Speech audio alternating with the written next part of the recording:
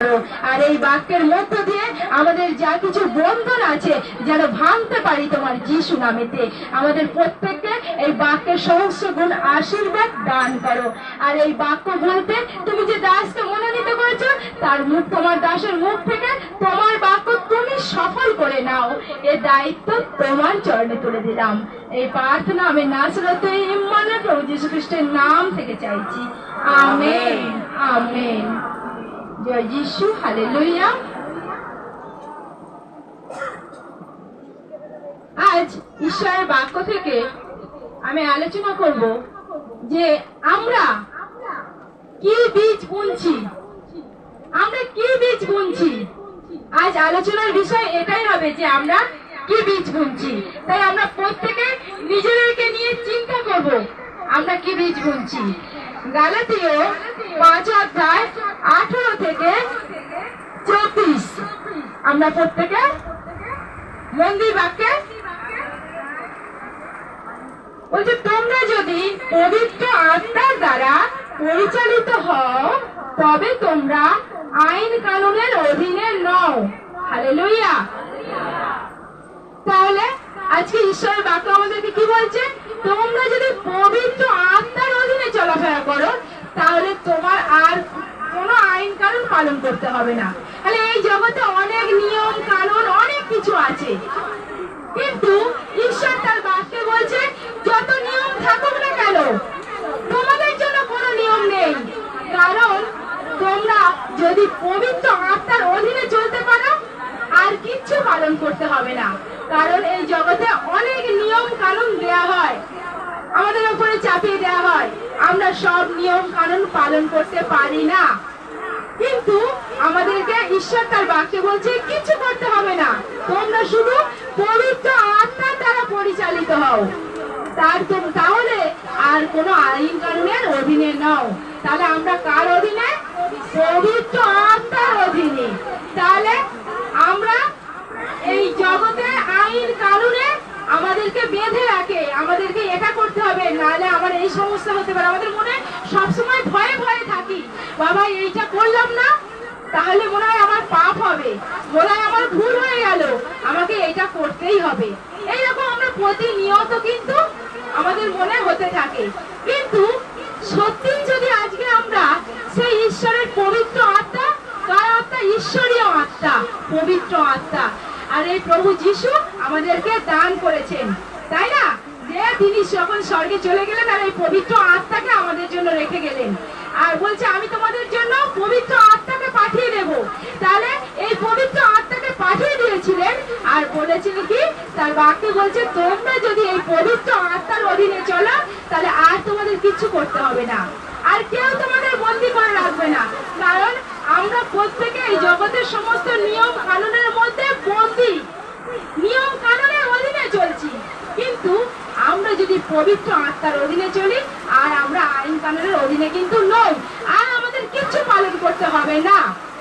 শুধুমাত্র পবিত্র আত্মার অধীনে যদি জীবনযাপন করতে পারি তাতেই হবে। তাই বলছে পাপ স্বভাবের মধ্যে কাজগুলো স্পষ্টই দেখা যায়। পাপ স্বভাবের মধ্যে যে কাজ সেগুলো স্পষ্টই দেখা যায়, আর সেগুলো হলো ব্যভিচার, অশুচিতা, লম্পটতা, প্রতিমা পূজা, জাদুবিদ্যা, শত্রুতা, ঝগড়া, লোভ, মাতলামি, হিংসা, দলাদলি, স্বার্থপরতা, রাগ, হই হুল্লোড় করে মদ খাওয়া, আর এই রকম আরো অনেক কিছু। তাহলে এখানে বাকি কি বলছে? কত কিছুর নাম বললো।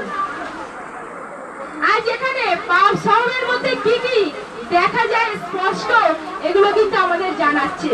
তাহলে এগুলোর মধ্যে আমাদের মধ্যে কোনো একটা কি কাজ করছে? আজকে আমাদের প্রত্যেককে লক্ষ্য করতে হবে এগুলোর মধ্যে আমাদের মধ্যে কি কোনো একটা কাজ করছে? তাহলে কিন্তু আমরা পবিত্র আত্মার অধীনে নই, আমরা সেই পাপ স্বভাবের অধীনে চলছি, কিন্তু সেই আইন কানুনের অধীনে চলছি।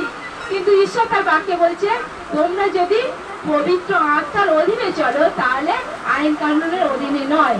তাহলে আমরা যদি এই পাপ স্বভাবের মধ্যে চলি, তাহলে এই জগতে অনেক নিয়ম, এটা ওটা সেটা আমাদেরকে জড়িয়ে ধরে। আমরা সেখান থেকে মুক্ত হতে পারি না, উদ্ধার পেতে পারি না। তাই আমরা কি বীজ বুনছি, আজকে আমরা নিজেদেরকে এই বাক্য থেকে দেখবো যে আমরা আমাদের মধ্যে কি বীজ বুনছি। তাই এই সমস্ত পাপ আমাদের মধ্যে কি কাজ করছে? যে এখানে বলছে প্রতিমা পূজা, আমি অনেক কিছু নাম বলেছি, তো কয়েকটা কথা আমি কয়েকটা জিনিসের নাম বলছি, কিন্তু ঈশ্বর অনেকে বলছে ও বাবা ঈশ্বর কি বলছে প্রতিমা পূজা করতে বারণ করছে, কিন্তু ঈশ্বর বলছে যে আমি সর্বশক্তিমান। আজকে আমরা প্রত্যেকেই জানি আমাদের কে বাঁচিয়ে রেখেছে, ঈশ্বর। তাহলে ঈশ্বর যখন বাঁচিয়ে রেখেছে আর আমরা কি করছি, সেই ঈশ্বরের গৌরব করছি না, সেই ঈশ্বরের ধন্যবাদ করছি না, যে ঈশ্বর আমাদের জন্য এই সুন্দর পৃথিবী, আলো বাতাস সবকিছু ঠিক করে রেখেছে, ব্যবস্থা করে রেখেছে। তাহলে সেই ঈশ্বরকে না গৌরব করে আমরা তার সৃষ্ট জিনিসকে গৌরব করছি। কিন্তু ঈশ্বর এমনটা চায় না। ঈশ্বর বলছে সমস্ত আমাকে তোমরা কি দিতে পারো, ধন্যবাদের উৎসর্গই হোক আমাদের কাছে। তাহলে আমরা যেন ঈশ্বরের কাছে ধন্যবাদের উৎসর্গ দিতে পারি, সমস্ত গৌরব সম্মান তাকেই দিতে পারি। তাহলে ঈশ্বরের সম্মানকে আমরা কি করছি, এই জগতে মাটির মূর্তি প্রতিমাকে দিচ্ছি, কিন্তু ঈশ্বর এমনটা চায় না। আর কি বলছে যে জাদুবিদ্যা, তাহলে জাদুবিদ্যা আমরা অনেকেই জানি, অনেকেই জানি না। তো যে জাদুবিদ্যা আমাদের অনেকের কিছু না কিছু সমস্যা হলে আমরা মন্ত্রতন্ত্র করতে ছুটে যাই, ওঝা গুণিনের কাছে ছুটে যাই। যেমন কিছুদিন আগে এই সামনেই বসে আছে এই দিদিভাইয়ের এই পরিবার, তার একটা সমস্যার জন্য সেই শয়তানের কারণে ওঝা গুণিনের কাছে ছুটে গিয়েছিল, কিন্তু তারা উদ্ধার করতে পারেনি। তাই সেই জাদুবিদ্যার উদ্দেশ্যে ঈশ্বরের বাক্য কি বলছে, যে এই সমস্ত যারা কাজ করে তাদের ঈশ্বরের রাজ্যে কিন্তু জায়গা নেই। তাহলে ঈশ্বরের রাজ্যে এই সমস্ত মানুষের জায়গা নেই যারা জাদুবিদ্যা করে এবং যারা তাদের কাছে যায়, যারা তাদেরকে বিশ্বাস করে। কারণ এই জাদুবিদ্যা করলে মানুষ সুস্থ হতে পারে না, তার প্রমাণ কিন্তু এখানে রয়েছে। কারণ অনেক কিছু করেছে, 3 মাস ধরে অনেক ওঝা গুণিন অনেক টাকা পয়সা করেছে, অনেক জাদুবিদ্যা করেছে, কিন্তু কিছুই করতে পারেনি, তার সমস্যার সমাধান করতে পারেনি। কিন্তু যখন এই প্রভুকে বিশ্বাস করলো আর তার জীবনে সকল সমস্যার সমাধান হলো। হালেলুয়া। তাহলে এই যে জাদুকর আছে, জাদুকারিনী, যারা অন্যের ওপরে দেখবে অন্যের বাড়িতে মন্ত্রতন্ত্র করছে, কোথাও হলুদ, কোথাও সিঁদুর, কোথাও ফুল, কোথাও বেলপাতা, এগুলো করছে, তাহলে এদের জায়গা কিন্তু স্বর্গরাজ্যে হবে না। হালেলুয়া। তারপরে যদি আমরা খুব ঝগড়া করি, তাহলে আজকে আমরা প্রত্যেকেই কিন্তু প্রভুকে বিশ্বাস করি, তাই না? তাহলে আমরা তো প্রত্যেকে আমাদের জন্য যে প্রভু পবিত্র আত্মা রেখে গিয়েছিল, তাহলে আমরা কি এখনো সেই আইন কানুনের অধীনে, নাকি সেই পবিত্র আত্মার অধীনে চলতে চাই? পবিত্র আত্মার অধীনে চলতে চাই, তাই না? তাহলে আমাদের মধ্য থেকে সেই ঝগড়া বিবাদকে ত্যাগ করতে হবে। কিন্তু এখনো যদি আমাদের কারোর মধ্যে সেই ঝগড়া লেগে থাকে, কথায় কথায় আমরা যদি একে অন্যের সঙ্গে ঝগড়া করি, তাহলেও কিন্তু স্বর্গরাজ্যে ঢুকতে পারবো না। ঈশ্বরের বাক্য বলছে যদি হিংসা করো, যদি লোভ করো, যদি তোমার মধ্যে স্বার্থপরতা থাকে, শুধু আমি খাবো, আমি পড়বো, আমার ছেলে ভালো থাকবে, আমার মেয়ে ভালো থাকবে, আমার স্বামী ভালো থাকবে, আর বাদ বাকি কে ভালো থাকলো কে খেলো আমার দেখার দরকার নেই, তাহলে এরকম যদি মনোভাব থাকে, ঈশ্বরের রাজ্যে তাদের জায়গা নেই। ঈশ্বরের বাক্য বলছে যদি আমরা প্রতিনিয়ত দলাদলি করতে থাকি, একে অন্যের সঙ্গে যদি না আমাদের মিল থাকে, তাহলেও কিন্তু পাপ স্বভাবের মধ্যেই পড়ে, এগুলোও কিন্তু পাপ স্বভাবের মধ্যেই পড়ে। একে অন্যের সঙ্গে যদি প্রতিনিয়ত আমরা ঝগড়া করে বেড়াই, আমাদের যদি কারোর সঙ্গে মিল না থাকে, আমরা যদি দলাদলি করি, তাহলে এগুলো আমাদের জীবনে পাপ স্বভাবের মধ্যে পড়ে যায়। আরো কি কি বলছে যে আরো অনেক কিছু, মদ খাওয়া, হই হুল্লোড় করা, তাহলে এই সমস্ত কাজ কিন্তু পাপ স্বভাবের মধ্যেই পড়ে। তাহলে অনেকে বলে আমি তো প্রতিমা পূজা করিনি, কিন্তু আমার মধ্যে লোভ আছে। অনেকে বলে আমি তো মদ খাইনি, আমার মধ্যে স্বার্থপরতা আছে। অনেকে বলে যে আমি স্বার্থপরতা করি না, বা আমি মানুষকে ভালোবাসি, কিন্তু আমার মধ্যে রাগ আছে, তাহলে আমি পাপের পথে চলছি। পাপ স্বভাবের মধ্যে এগুলো পড়ে। তাহলে বাক্য আরো একবার আমি বলছি, এখানে কি বলছে? পাপ স্বভাবের কাজগুলো কি কি? ব্যভিচারিতা, অসুচিতা, লম্পটতা, রাগ, স্বার্থপরতা, প্রতিমা পূজা, জাদুবিদ্যা, শত্রুতা, ঝগড়া, লোভ, অমিল, দলাদলি, হিংসা, মাতলামি, হই হুল্লোড় করে মদ খাওয়া, আরো এইরকম আরো অনেক আছে, যার নাম বাইবেলে লিখলে ধরবে না। আর এইরকম অনেক আছে, তাই এগুলো বলছে আরো এরকম অনেক কিছু আছে। আমি যেমন এর আগে তোমাদের সতর্ক করেছিলাম, এখনো তাই করে বলছি, যারা এই রকম কাজ করে ঈশ্বরের রাজ্যে তাদের জায়গা হবে না। তাহলে যারা এই রকম কাজ করে তাদের ঈশ্বরের রাজ্যে জায়গা হবে না। তাই প্রিয় ভাই বোন, আজকে এর কোন বীজ কি আমাদের মধ্যে বুনছি? কোন রাগের বীজ, কোন হিংসার বীজ, কোন লোভের বীজ, কোন স্বার্থপরতার বীজ আমাদের মধ্যে কি বুনছি? যদি আমরা এই বীজ বুনি তাহলে কি হবে? পরের বাক্যে আসছি। যদি এই বীজ আমাদের মধ্যে বুনতে থাকি, কিছু না কিছু আমরা যদি না ছাড়তে থাকি আমাদের মধ্যে থেকে, এগুলো যদি ধরে রাখি, আমরা বলি রক্ত মাংসের মানুষ, প্রভু এগুলো ছাড়তে পারি না, কিন্তু এগুলো যদি আমাদের মধ্যে এইভাবে ধরে রাখতে থাকি, তাহলে একটা সময় আমাদের কি পরিণতি হবে? ঈশ্বরের বাক্য বলছে, পরের বাক্যে আসছে। হালেলুয়া। বলছে কিন্তু পবিত্র আত্মার ফল হলো ভালোবাসা, আনন্দ, শান্তি, সহ্য গুণ, দয়ার স্বভাব, ভালো স্বভাব, বিশ্বস্ততা, নম্রতা ও নিজেকে দমন, এইসবের বিরুদ্ধে কোনো আইন নেই। হালেলুয়া।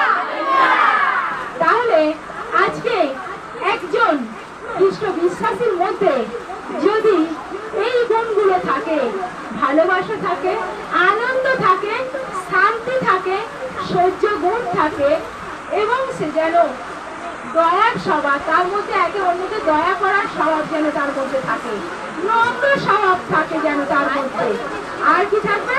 নিজেকে দমন করতে হবে। নিজেকে দমন করার অভ্যাস যেন আমাদের প্রত্যেকের মধ্যে থাকে।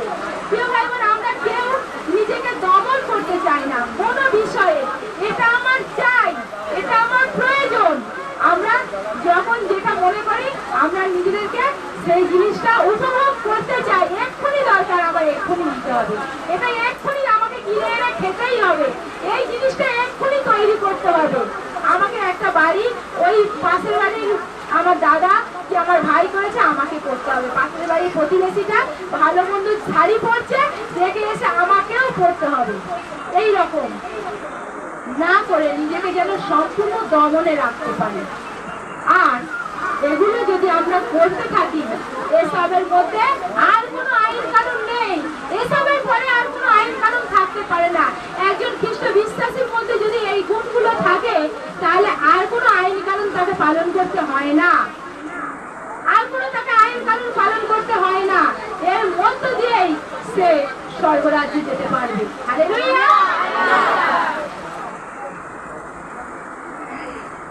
তাই 24 পদে বলছে, যারা খ্রিস্ট যিশু, তারা তাদের পাপ স্বভাবকে, তার সমস্ত কামনা বাসনা শুদ্ধ ক্রুশে দিয়ে শেষ করে ফেলেছে।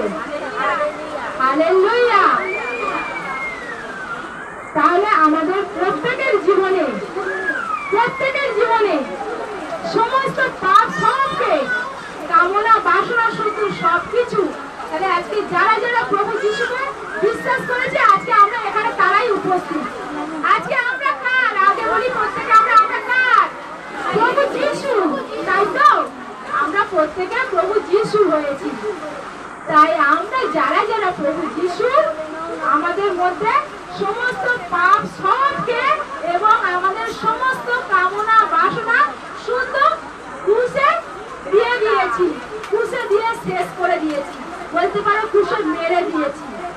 বলতে পারো একটা আমাদের বাড়িতে আগাছা যখন জন্মায়, দেখবে আমাদের আশেপাশে বাড়িতে কি হয়, যখন কোনো কাঁটা ঝোপের গাছ হয় আমরা কি করি, তাকে চেষ্টা করি গোড়া থেকে মূল শুদ্ধ যেন তুলে ফেলে দিতে পারি, কারণ ওই মূল থাকলে আবার তৈরি হবে, তাই না? ঠিক সেই রকম আমরা যারা প্রভু যিশুর, আমরা আমাদের সমস্ত পাপ স্বভাবের ইচ্ছাগুলো, কামনা বাসনা শুদ্ধ যা কিছু পাপ স্বভাবের মধ্যে আছে প্রভু যিশুর ক্রুশের মধ্য দিয়ে শেষ করে ফেলেছি। তাহলে আজকে আমরা সেই প্রভু যিশু, যে প্রভু যিশুর যে সমস্ত গুণগুলো আছে সেগুলোই যেন আমাদের মধ্যে থাকে। তাহলে আমরা মরে গেছি, অর্থাৎ আমাদের সেই পাপ মরে গেছে, আমরা বেঁচে আছি, মানে আমাদের মধ্যে প্রভু যিশু বেঁচে আছে। হালেলুয়া! আমরা নয়, আমাদের মধ্যে প্রভু যিশু আছে। তাহলে আমাদের কেমন স্বভাবের মধ্যে চলা উচিত? সেই পবিত্র আত্মার স্বভাবের মধ্যে আমাদের চলা উচিত। পবিত্র আত্মার সমস্ত ফল যেন আমাদের মধ্যে থাকে। হালেলুয়া! তাহলে এরপর 6 অধ্যায় কি বলছে? তাই ভাইরা, তোমাদের মধ্যে কেউ যদি হঠাৎ কোনো পাপে পড়ে যায়, তবে তোমরা যারা পবিত্র আত্মার অধীনে চলাফেরা করছো, তোমরা তাকে তুলে এলো। হালেলুয়া! তবে খুব নরম মনোভাব নিয়ে তোমরা এই কাজ করো এবং নিজের বিষয়ে তোমরা সতর্ক থেকো, যাতে তোমরাও পাপে না পড়ো। হালেলুয়া! তাহলে ঈশ্বরের বাক্য কি বলছে? যে তোমাদের মধ্যে কেউ যদি পাপে পড়ে যায়, আজকে প্রত্যেকে আমরা বাক্যের মন দিই। আজকে এই বাক্য আমাদেরকে কি বলছে? যে আজকে আমরা প্রত্যেকেই বিশ্বাসী, পবিত্র আত্মার অধীনে চলাফেরা করছি, কিন্তু যদি কেউ সেখান থেকে কেউ পাপের মধ্যে পড়ে যায়, কারোর মধ্যে কেউ যদি তার পাপ কাজ করতে থাকে, তাহলে যে ভালো পথে চলছে, যে পবিত্র আত্মার অধীনে চলছে, তার উচিত সে যেন নরম, খুব নরম মনোভাব নিয়ে যেন তাকে সেখান থেকে তুলে নিয়ে আসতে পারে। যে পবিত্র আত্মার অধীনে যে চলাফেরা করছে সে যেন তাকে তুলে আনতে পারে। তাহলে আজকে আমরা অনেকেই আছি, বলে থাকি আমি যা ইচ্ছা করব তুমি কেন বলবে? কিন্তু আজকে আমরা এতগুলো ভাই বোন আছি, যদি কোনো ভাই বোন একটা ভুল কাজ করে ফেলে বা ভুল পথে যায়, তাহলে আমাদের উচিত যেন সেই ভুল পথ থেকে তাকে ফিরিয়ে আনতে পারি, তবে খুব ভালো ব্যবহার করে, খুব নরম স্বভাবের সঙ্গে যেন তাকে ফিরিয়ে আনতে পারি। কারণ ঈশ্বর তার বাক্যে এটাই বলছে, এইভাবেই যেন তাকে ফিরিয়ে আনা যায়, কারণ সে যেন পাপের মধ্যে পড়ে না থাকে। আর যখন তাকে ফিরিয়ে আনবো, ফিরিয়ে আনতে গিয়ে আমার মধ্য থেকে কি বেরোচ্ছে আমাকে নিজেকে লক্ষ্য রাখতে হবে। ওই জন্য বলছে নিজের বিষয়ে সতর্ক থেকো। তাহলে আজকে আমি ভালো, ও তো আজকে আমরা অনেকেই কি বলি, আমি বিশ্বাসী, আমি তো ভালো, ও ওই ভুলটা করছে, ও ওই খারাপ কাজ করছে, আঙুল তুলে ও দোষ ধরতে যায়, বা ও খারাপ, ওর কথাটা আরেকজনের কাছে বলতে যায়। বাক্য কিন্তু তা বলছে না, তুমি এমন ভাবে তার কাছে গিয়ে বলো তুমি যেন পাপে না পড়ো। তাহলে সে তো ভুল করছে, আর তুমি যে মনে করো নিজেকে পবিত্র আত্মার অধীনে চলছো, তাহলে তোমায় যেন পাপে না পড়ে যাও। তাহলে সে তো ভুল করছে, তুমিও যদি ভুল করো, তাহলে তার দোষ আর তোমার দোষ সমান হয়ে গেল। কিন্তু আমাদের উচিত আমরা যেন নিজেদেরকে সতর্ক রাখি, যে পাপের মধ্যে যেন আমি পড়ে না যাই। নিজেকে নিজের বিষয়ে সতর্ক থেকে তাকে সেখান থেকে তুলে আনতে হবে, সেই ভুল পথ থেকে ফিরিয়ে আনতে হবে। যে দিদি ভাই বা দাদা ভাই, তুমি যেটা করছো এটা ভুল বা এটা অন্যায়, এটা করা উচিত নয়। আমরা খ্রিস্ট বিশ্বাসী, এসো প্রভুর কাছে, তোমার কি সমস্যা বলো, আমি তোমার জন্য প্রার্থনা করবো, বা মন্ডলীতে যাবো, আমরা সবাই মিলে প্রার্থনা করবো, তোমার সমস্যার সমাধান হবে। কিন্তু এগুলো করা উচিত নয়, আমাদের এইভাবে তাকে বোঝানো উচিত। হালেলুয়া!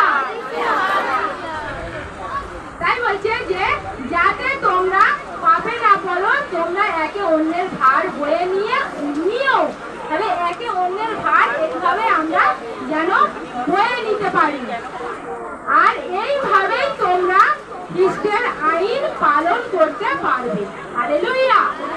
তাহলে বলছে এইভাবেই তোমরা খ্রিস্টের আইন কিন্তু পালন করতে পারবে। তাহলে আমরা কিভাবে খ্রিস্টের আইন পালন করব? প্রভু যিশুর আইন কানুন কি? প্রভু যিশুর আইন কানুন হলো ভালোবাসা। প্রভু যিশুর আইন হচ্ছে নিজেকে নত নম্র করা। আর তাই তার বাক্যে বলছে যে তোমরা যদি এইভাবে চলো তাহলেই খ্রিস্টের আইন কানুন পালন করা হবে। তাহলে প্রভু যিশু কিন্তু আমাদের তার এমন কোনো ভারী আইন কানুন দেয়নি যে আমরা পালন করতে পারবো না, কিন্তু তিনি খুব সহজ করে বলে দিয়েছেন যে তোমরা নিজেদের মধ্যে নরম স্বভাব, দয়ার স্বভাব নিয়ে আসো। আর তার মধ্য দিয়ে যদি তোমরা একে অন্যের ভার বয়ে নিয়ে চলো তাহলেই তোমরা খ্রিস্টের আইন পালন করতে পারবে। 3 পদে বাক্য বলছে, গালাতীয় 6:3 পদের বাক্য কি বলছে? কিছু না হয়েও যদি কেউ নিজেকে বিশেষ কিছু বলে মনে করে তবে তো সে নিজেকেই ঠকায়। হালেলুয়া। তাহলে কি বলছে? তুমি নিজে বিশেষ কিছু না হয়েও, হয়তো কিছুই নয়, আজকে এখানে আছে আমরা অতি সাধারণ মানুষ, কিন্তু আমরা এক একজন নিজেকে যদি অনেকে মনে করি যে আমি অনেক বড়, আমি অনেক দামি, আমার অনেক টাকা পয়সা আছে বা আমার ভালো গাড়ি আছে বা বাড়ি আছে, তাই আমি সবার থেকে আলাদা। তাই বলছে এখানে বাক্য যে বিশেষ কিছু বলে মনে করে তবে সে তো নিজেকেই ঠকায়। তাহলে আজকে আমরা খ্রিস্টের সন্তান, আমরা প্রত্যেকে কিন্তু একটা পরিবার, তাই না?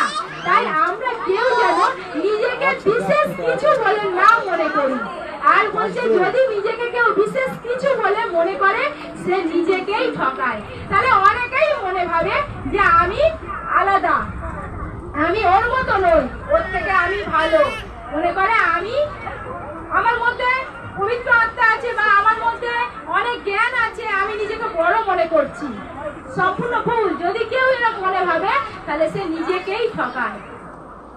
কারণ ঈশ্বরের চোখে প্রত্যেকটা সন্তানই সমান, কিন্তু ঈশ্বর যাকে বাড়িয়ে তুলেছে সেই বেড়ে উঠবে, কিন্তু যে নিজেকে মনে করে আমি বিশেষ কিছু সে কিন্তু নিজেকেই ঠকায়।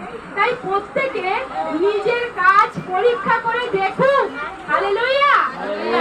প্রত্যেকে নিজের কাজ পরীক্ষা করে দেখুক, তাহলে অন্যের সঙ্গে নিজের তুলনা না করে তার নিজের কাজের জন্য সে গর্ববোধ করতে পারবে।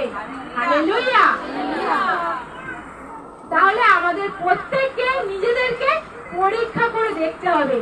আচ্ছা, আমি বলছি আমি নিজেকে এত বড় মনে করছি, তাই আমি নিজেকে পরীক্ষা করে দেখি, তবেই আমি গর্ববোধ করতে পারবো যে হ্যাঁ আমি বিশেষ কিছু। তাহলে কখন গর্ববোধ করতে পারবো? যখন বলছে তোমরা যাই করো না ঈশ্বরের বাক্য নিয়ে গর্ব করো, কিন্তু অন্য কোনো জিনিস নয়। তাহলে আজকে আমি ভালো কাজ করেছি বলে গর্ব করবো না, ঈশ্বরের সুন্দর বাক্য আজকে আমাদের উপহার দিয়েছে, তার জন্য ঈশ্বরকে যেন ধন্যবাদ করতে পারি। তাহলে আজকে যে ঈশ্বরের কাছ থেকে আমি জ্ঞান লাভ করতে পারলাম তার জন্য গর্ব করতে পারি, কিন্তু আমি নিজে বড় বা আমি নিজে বিশেষ কিছু বলে যেন গর্ববোধ না করি। তাই আমাদের প্রত্যেককে নিজেদেরকে যেন পরীক্ষা করে দেখি আমাদের মধ্যে সেই পাপ সবগুলোকে স্পষ্ট দেখা যাচ্ছে নাকি সেই পবিত্র আত্মার ফল আমাদের মধ্যে দেখা যাচ্ছে। আমরা কি বীজ বুনছি আমাদের নিজেদেরকে যেন পরীক্ষা করে দেখতে পারি। তাই প্রিয় ভাই বোন, আমাদের প্রত্যেকের উচিত আমরা যে কোনো কাজ করি না কেন আমাদের মনে যখন অনেক সমস্যা, যখন অনেক কষ্ট আসে, আমরা ভেঙে পড়ি, এত প্রার্থনা করছি, এত কিছু করছি, কেন হচ্ছে না, কেন হচ্ছে না, আমরা ঈশ্বর থেকে আঙুল তুলি। আমরা কেউ কি নিজেকে নিয়ে চিন্তা করি যে আমি কেন পাচ্ছি না, আমার কোথায় ভুল হচ্ছে, আমি কি ঠিক চলছি, আমি কি বীজ বুনছি? আমার প্রত্যেকটা কথাকে, আমার প্রত্যেকটা চিন্তা ভাবনাকে যদি আমি লক্ষ্য করতে থাকি, পরীক্ষা করতে, ঈশ্বরের বাক্য বলছে নিজেকে পরীক্ষা করে দেখুন। তাহলে আমরা যেন নিজেদেরকে পরীক্ষা করে দেখি আমার মধ্যে পাপ স্বভাবের ফলগুলো স্পষ্ট দেখা যাচ্ছে কিনা, নাকি পবিত্র আত্মার ফলগুলো স্পষ্ট দেখা যাচ্ছে। হয়তো আমরা একটা করছি না, ওইটা করছি, এইগুলো আমাদের লক্ষ্য রাখতে হবে। আমরা হয়তো এখানে অনেকগুলো কথা বলেছে, অনেকগুলো থেকে হয়তো 10টার জায়গায় 2টো করছি, 3টে করছি। এইগুলো আমাদেরকে লক্ষ্য রাখতে হবে যে হ্যাঁ, আমি হয়তো 10টার জায়গায় 5টা 6টা ছেড়েছি, কিন্তু এগুলো ছাড়তে পারছি না। তাই নিজেদেরকে যেন আমরা পরীক্ষা করে সেখান থেকে বেরোতে পারি, সেই আমরা যেন বীজ বুনছি সেদিকে লক্ষ্য রাখতে পারি। কি বীজ বুনছি সেদিকে যেন আমাদের লক্ষ্য থাকে। কারণ যদি আমরা রাগের বীজ বুনি, তাহলে আমরা কিভাবে এই রাগের বীজ বুনতে বুনতে আমাদের জীবন কিভাবে এগিয়ে যাবে না শেষ হয়ে যাবে, আমরা দেখবো এর পরের বাক্যে। হালেলুয়া। 7 পদে বলছে, তোমরা ভুল করো না, ঈশ্বরের সঙ্গে তামাশা চলে না। হালেলুয়া। তাহলে ঈশ্বরের বাক্য বলছে তোমরা কেউ ভুল করো না। কারণ এই জগতে অনেক মানুষের সঙ্গে ঠাট্টা তামাশা আর কি চলে, কিন্তু সেই জীবন্ত ঈশ্বর যে সারা সৃষ্টির মালিক, আকাশ পৃথিবীর নির্মাণকর্তা, তার সঙ্গে কোনো তামাশা চলে না। তাই বলছে, কারণ যে যা বুনবে সে তাই কাটবে। হালেলুয়া। যে যা বুনবে সে তাই কাটবে। পাপ স্বভাবকে খুশি করবার বীজ বুনলে তা থেকে ধ্বংসের ফল আসবে। হালেলুয়া। তাহলে আগে আমি কি বললাম? যদি আমরা পাপ স্বভাবের বীজ বুনি তাহলে কি আসবে? ধ্বংসের ফল আসবে, ধ্বংসের ফসল আসবে সেখান থেকে। কিন্তু পবিত্র আত্মাকে খুশি করবার বীজ বুনলে তা থেকে অনন্ত জীবনের ফল আসবে। হালেলুয়া। তাহলে আজকে আমরা কিসের বীজ বুনছি? আমাদের প্রত্যেককে লক্ষ্য করতে হবে। লোভের বীজ বুনছি, স্বার্থপরতার বীজ বুনছি, নাকি হই হুল্লোড় করার বীজ বুনছি, নাকি মাতলামি করার বীজ বুনছি? আমাদের প্রত্যেককে নিজেকে দেখতে হবে। যদি এই বীজগুলো আমরা বুনতে থাকি, হয়তো আমরা স্বার্থপরতা নই, লোভী নই, কিন্তু আমরা খুব ঝগড়া করি, তাহলে এটাও একটা বীজ বুনছি। আর এইভাবে আমরা যদি এই বীজগুলো বুনতে থাকি, আমাদের জীবন কিন্তু ধ্বংসের ফসল পাবো। কারণ আমরা অনেক রকম যখন চাষ করি, চাষের সময় কি অনেক রকম ধান চাষ হয়, তাই না?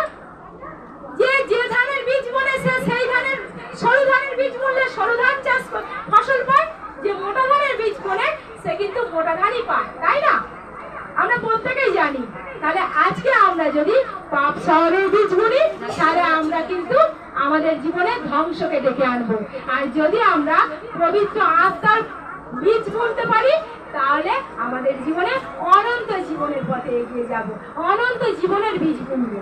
তাই প্রিয় ভাই বোন, আমরা প্রত্যেকে নিজেদের জীবনকে পরীক্ষা করে দেখি আমরা আমাদের জীবনে কি বীজ বুনছি। আমাদের একান্ত প্রয়োজন এই কি বীজ বুনছি, আমাদের নিজেদেরকে যেন পরীক্ষা করে দেখতে পারি। অবশ্যই আমাদের জীবনকে পরীক্ষা করে দেখা দরকার, কারণ এই জীবন বেশি ক্ষণার নয়, তাই না? এই জীবন বেশি ক্ষণার নয়, যে কোনো মুহূর্তে শেষ হয়ে যাবে। কিন্তু যদি আমরা পাপ স্বভাবের বীজকে বুনতে থাকি, আমাদের জীবন ধ্বংসের পথে এগিয়ে যাবে। কারণ পাপ স্বভাবের বীজ বুনলে সেখান থেকে ধ্বংসের ফসল আসে। আর যদি পবিত্র আত্মার স্বভাবকে আমরা বীজ বুনতে পারি, আমরা অনন্ত জীবনের পথে এগোবো, অনন্ত জীবনের ফসল পাবো। তাই আমরা প্রত্যেকে চাই তো অনন্ত জীবনের ফসল বুনতে, অনন্ত জীবনের বীজ বুনতে, তাহলে ভালো সময়ের বীজ বুনতে আমরা প্রত্যেকেই চাই, তাই না? তাই আমরা প্রত্যেকে ঈশ্বরের কাছে এই প্রার্থনা করি যে, হে পিতা পরমেশ্বর, তোমার মহান নামে ধন্যবাদ করি এই সুন্দর বাক্যের জন্য। তুমি আজ আমাদের প্রত্যেককে আশীর্বাদ করো, যে বাক্যের বীজ আমাদের জীবনে বুনতে পারি। পাপ স্বভাবের বীজকে নয় পিতা, আমরা যেন আমাদের জীবনে সেই পবিত্র আত্মার বীজকে বুনতে পারি, ভালো স্বভাবের বীজকে বুনতে পারি। তোমার সেই অনন্ত জীবনের ফসল যেন আমরা উৎপন্ন করতে পারি। আমাদের জীবনকে তুমি আশীর্বাদ করো। এই বাক্যের সহস্র গুণ আশীর্বাদ আমাদের প্রত্যেকটা সন্তানের জীবনে নেমে আসুক। এই প্রার্থনা যিশু নামে চাই, আমেন। জয় যিশু, হালেলুয়া।